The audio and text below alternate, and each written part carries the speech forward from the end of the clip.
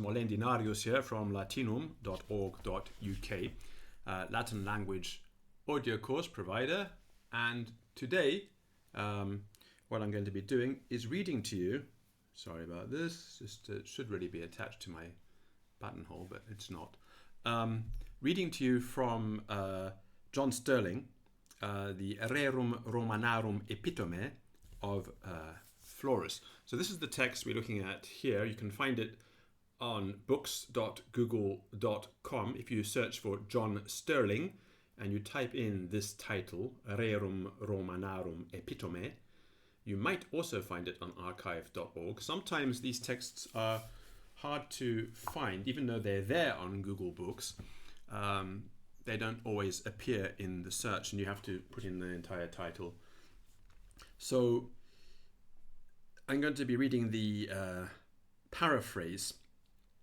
So what this is in Latin, designed as an intermediate step before you read the actual text. So he adds in some words, a few little explanations here and there, but they're very small. So the words are in what's called the ordo verborum. Now the ordo verborum, the order of the words, is a very ancient teaching technique. It was used for, I don't know, probably since Roman times, when the Greeks were learning Latin and Latins were learning Greek. Something along these lines existed, where the texts were rearranged and amplified. And Stirling started the modern, I suppose, it's not really modern, because the Ordo Verborum as a teaching tool disappeared from the Latin classroom by the end of the 1900s, but was used for several hundred years and was particularly important at the time when Latin was being used for reading and writing. So a high degree of fluency was required, which meant that you had to get through an enormous amount of text to acquire that fluency. Nowadays, Latin is essentially a hobby and meaningless. Nobody writes academic papers in Latin anymore. Nobody does anything pretty much. It's just entertainment, like listening to music or something like that. But it has no direct practical application in terms of the way the world runs. But it did have.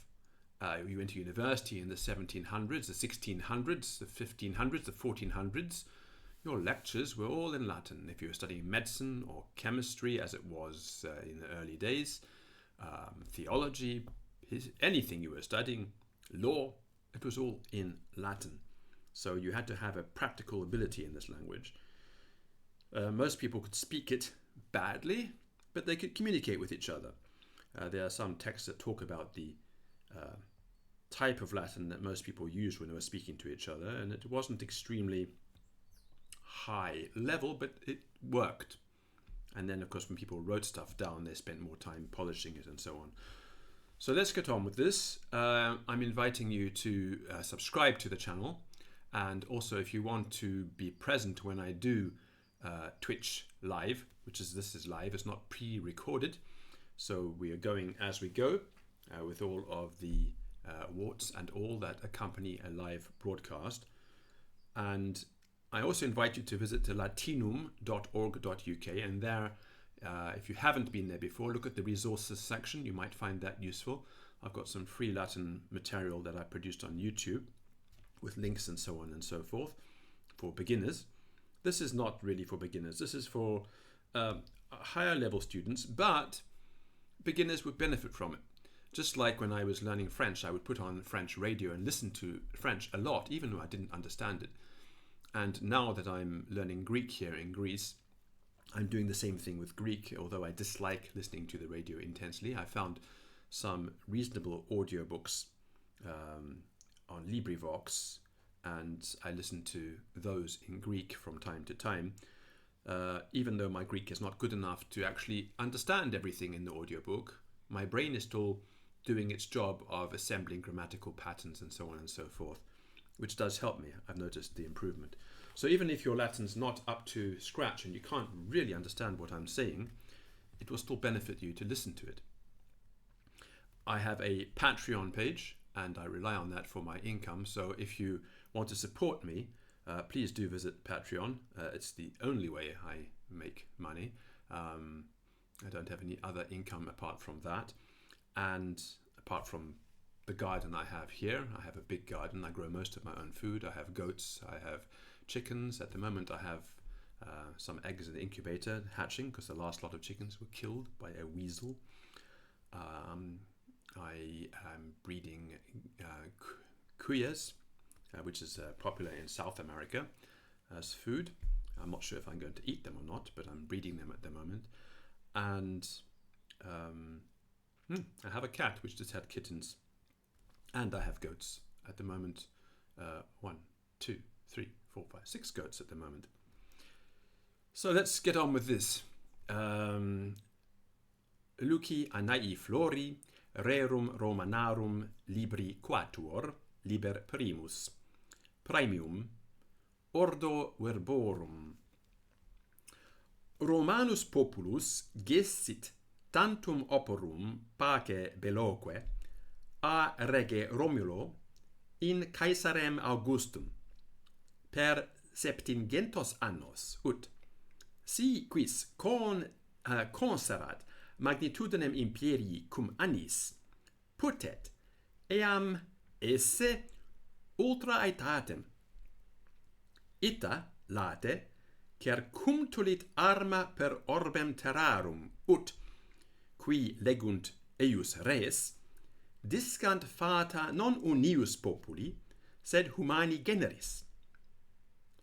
Nam est iactatus tot laboribus periculisque ut virtus et fortuna videantur contendisse ad constituendum eius imperium, quare cum praecipue fit pretium operae cognoscere hoc quoque sicut caetera, tamen quia magnitudo ipsa obstat sibi diversitasque rerum abrumpit aciem intentionis faciam quod illi solent qui pingunt situs terrarum amplectar imaginem eius quasi brevi tabella collaturus non nihil ut spero ad admirationem populi principis omnium si pariter atque insimil ostendo universam magnitudinem eius. Ergo, si quis consideret Romanum populum quasi hominem, percensi atque eius totam aetatem, ut caeperit, utque adoleverit, ut pervenerit quasi ad quendam florem juventai, ut postea velut consenuerit, inveni et quator gradus procesusque eius. Prima aetas fuit sub regibus, prope per ducentos quinquaginta annos, quibus est luctatus cum finitimis cercum suam matrem ipsam, haec erat infantia eius. Sequens aetas, patet ducentos quinquaginta annos, a Bruto, Latinoque consudibus, in Appium Claudium, et quinctum Fulvium consules. Quibus annis subegit Italiam. Hoc tempus fuit incitatissimum viris armisque. Ideo quis dixerit adolescentiam. De hinc ad Caesarem Augustum sunt ducenti anni, quibus pacavit totum orbem. Iam haec erat juventa ipsa imperii, et quasi quaedam robusta maturitas. A Caesare Augusto, in nostrum saeculum, sunt haud multo minusquam ducenti anni, quibus inertia Caesarum quasi consenuit atque decoxit. nisi quod sub Traiano principe movit lacertos, et praeter spem omnium. Senectus imperii revirescit, juventute quasi reddita. Caput primum de Romulo primo Romanorum rege. Ille prius conditor et urbis et imperii fuit Romulus, genitus Marte et rea Silvia. Sacerdos gravida est confessa hoc de se, nec mox fama dubitavit quam imperio Amulii abiectus in profluentem cum remo fratre non potuit extingui.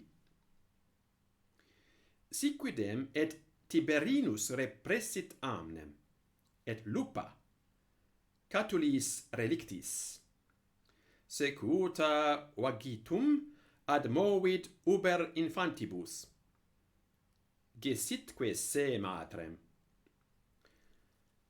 Pastor regis tulit ens, sic repertus apud arborem, in casam, atque educavit eos. Tunc alba, opus Iuli, erat caput Latio.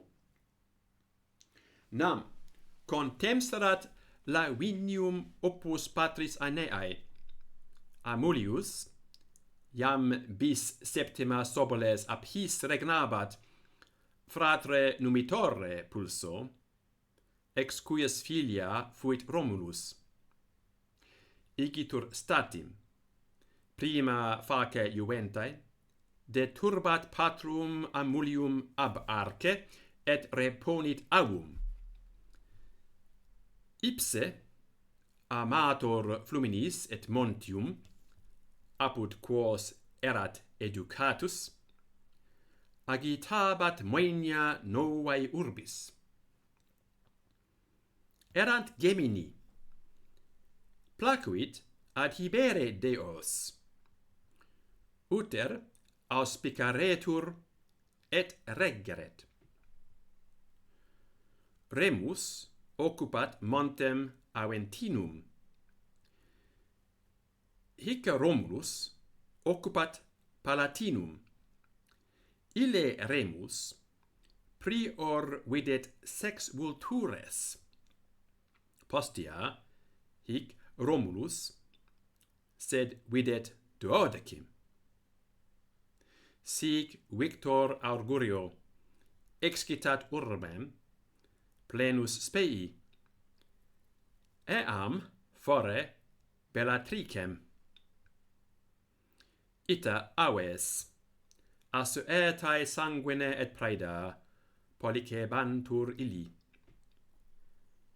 Vallum videbatur sufficere ad tutelam novae urbis, cuius angustias, dum Remus iridet, increpatque id saltu est occisus, sed est dubium an iussu fratris. Certe fuit prima victima, consecravitque munitionem novae urbis suo sanguine. Fecerat imaginem urbis magis quam urbem, inculae deerant. Erat lucus in proximo agro, facit hunc lucum asulum, et statim mira vis hominum Latini, tuscique pastores, etiam quidam transmarini, proges, qui venerunt sub Aenea, et Arcades, qui venerunt sub Evandro duce, influxerant in hoc asylum. Ita congregavit unum corpus, quasi ex variis elementis. Ipseque fecit Romanum populum. Erat res unius aetatis solum, et populus virorum. Itaque matrimonia sunt petita a finitimis, quia non impetrabantur, sunt capta manu. Quipe equestribus ludis simulatis virgines, quae venerant ad spectaculum, fuere praeda. Et statim fuit haec causa bellorum, entes sunt pulsi, fugatique. Opidum caeninensium est captum, ac dirutum. Insuper rex reportavit opima spolia de eorum rege Jovi feretrio suis manibus. Portae sunt proditae Sabinis per verginem, nec dolo, sed puella petiverat pretium rei, quam gerebant sinistris, est dubium, an gerebant Cypleos, an Armilas. Illi, ut et solvorent fidem, et ulciscerentur, ob ruere eam clipeis. Ita, hostibus admissis intra moenia, erat atrox pugna in foro ipso. Adio, ut Romulus oraret Jovem, ut sisteret faedam fugam suorum. Hinc templum fuit conditum, et Jupiter, cognominatus Stator. Tandem vergines raptae venere laceris comis illis favientibus, sic pax est facta cum tatio, foedusque per custum, resque mira dictu est secuta. Ut hostes, suis sedibus redictis, demigrarent in novam urbem, et sociarent avitas opes, cum suis generis pro dote filiarum. Viribus auctis brevi tempore, sapientissimus rex imposuit hunc statum rei publicae. Juventus est divisa per tribus. Ut excubaret in equis et in armis ad subita belli. Ut consilium rei publicae esset penes senes, qui vocabantur patres ex auctoritate, et senatus ob aetatem. His ita ordinatis repente rex, cum haberet concianem ante urbem, apud paludem capreae, est ablatus e conspectu.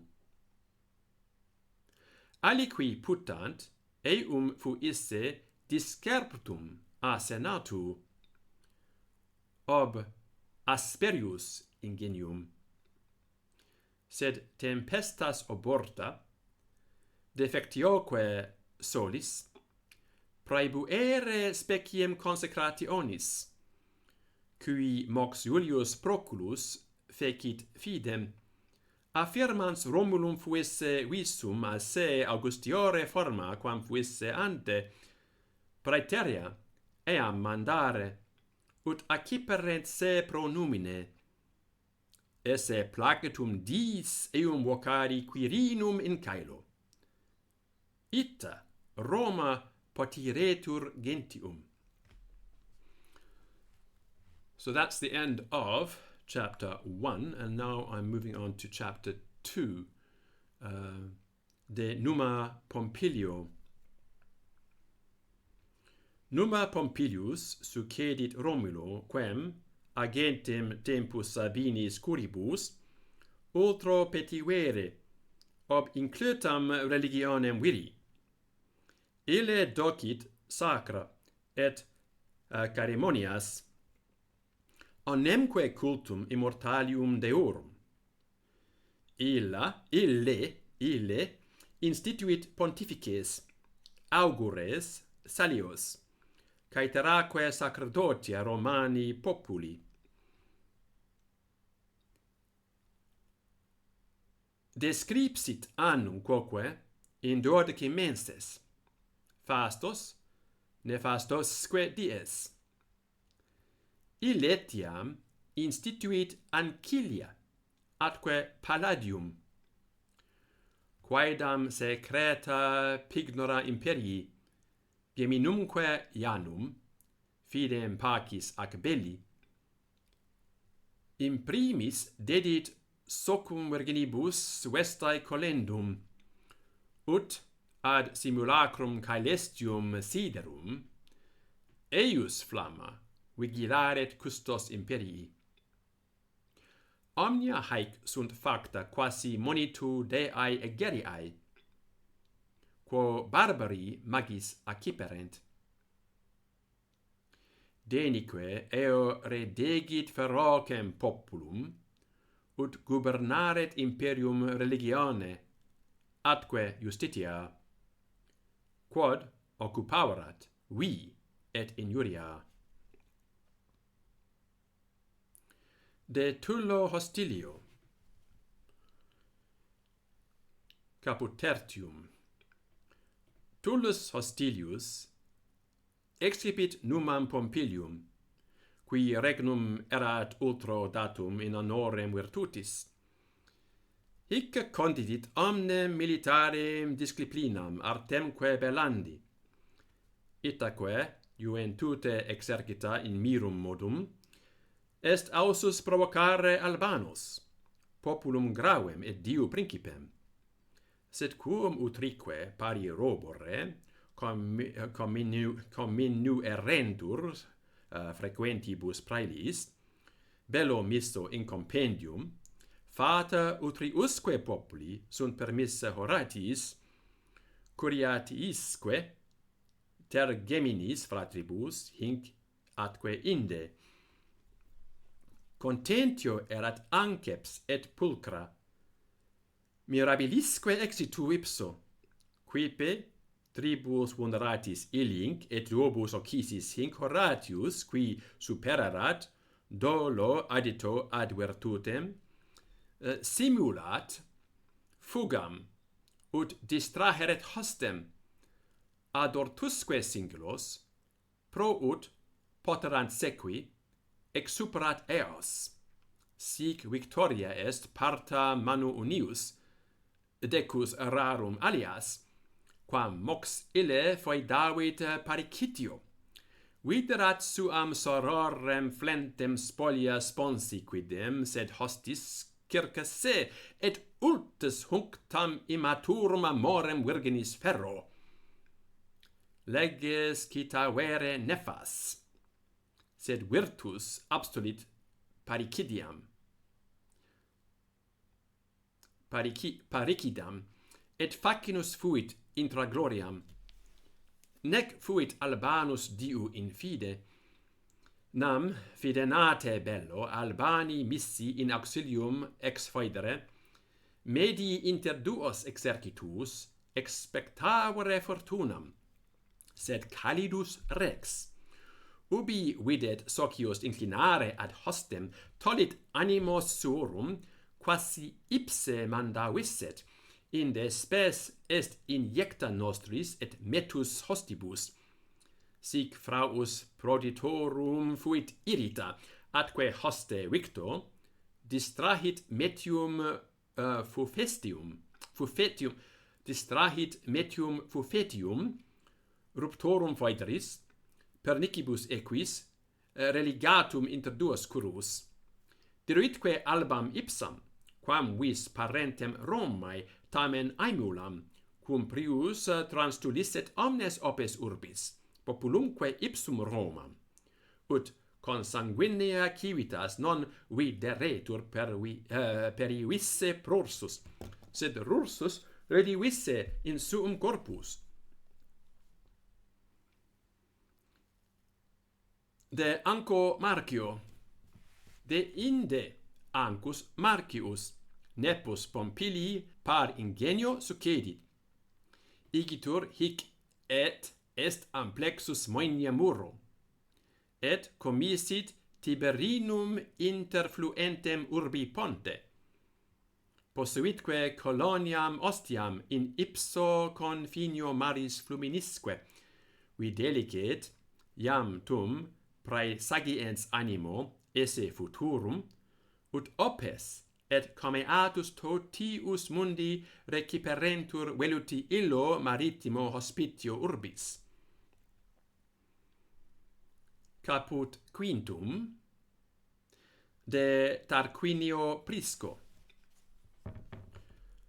Postea Tarquinius Priscus, quam vis trans marinae originis, petens regnum ultro accipit id, ob industriam atque elegentiam quipe qui, oriundus Corinto, miscuisset Graecum ingenium Italicis artibus, hic et ampliavit majestatem senatus numero, et auxit tribus centuriis, quatenus Atius Navius prohiberat numerum augeri, vir sumus augurio, quem rex rogavit in experimentum, possetne fieri, quod ipse conceperat mente. Ille expertus rem augurio respondit, id posse fieri, rex inquit atque agitabam hoc, an possem secare illam cotem novacula, augur inquit ergo potes, et rex sequit, inde auguratus erat sacer Romanis.